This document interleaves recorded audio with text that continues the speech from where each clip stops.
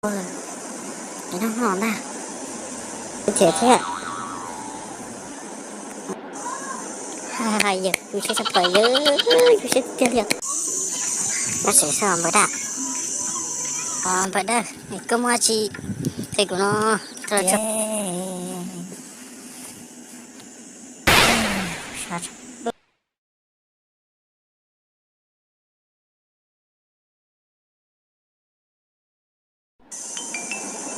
Thôi, cũng bỏ chân này có trốn có được gì thôi. Ôi đó, giờ tiêu diệt đá nè. Tiền của tao, cái chiếc bố đi lò. Tiếng là chúng nó ấy, cái chiếc bố đi. Đấy, chiếc bố là thôi rồi. Cái nó ngon à. Cái chị ạ, nhiều chị ha, nó chúng nó chỉ phút chứ giờ. Thế cho.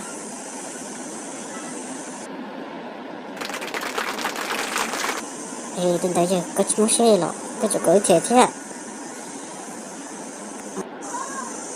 Hai giờ, tôi sẽ sắp tới tôi sẽ tiêu diệt. Gọi anh ta, trong mà chứ. Giờ trong công người chỉ cởi trong xe này chứ. Trong xe này chứ. Giờ người chỉ hay giờ nó sẽ sắp tới rồi thôi. Có chỉ bố sao thôi.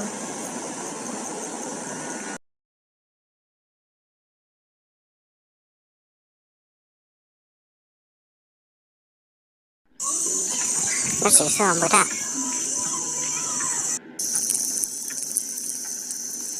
Nhớ chết chứ mà, tôi làm vậy đây. Rõ. Tất cả bây. Ở đây, tôi mua được sử dụng tôi thấy có vậy đây. Vậy đây, cơ mà chị thì của nó rồi chưa? Mà mặn nó liền.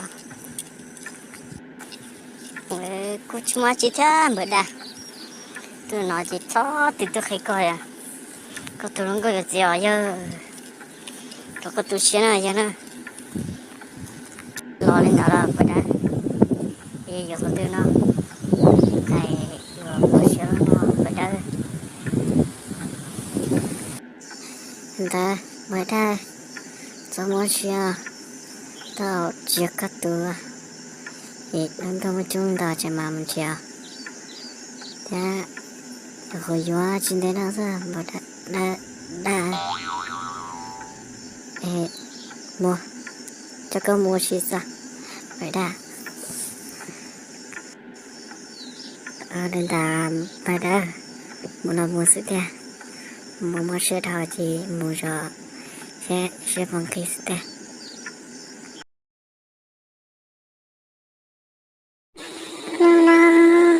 cho ta lời và ta hao sa chạy cơ xuyên để cho ý lòng chia từ nơi chỉ quan trọng nhỏ lúc này nhắc ta tất cả nhỏ dòng cứ chẳng cho thấy cây mó gió cái đi con nó cái nhỏ khả sinh nguyên hòa cứ nó nhỏ trong một sự khổ to nhỏ vàng như toa tao mua cho kì xin lúa lo chỉ nó lời chê lo qua xa lo cọp sao chê ôi sao lời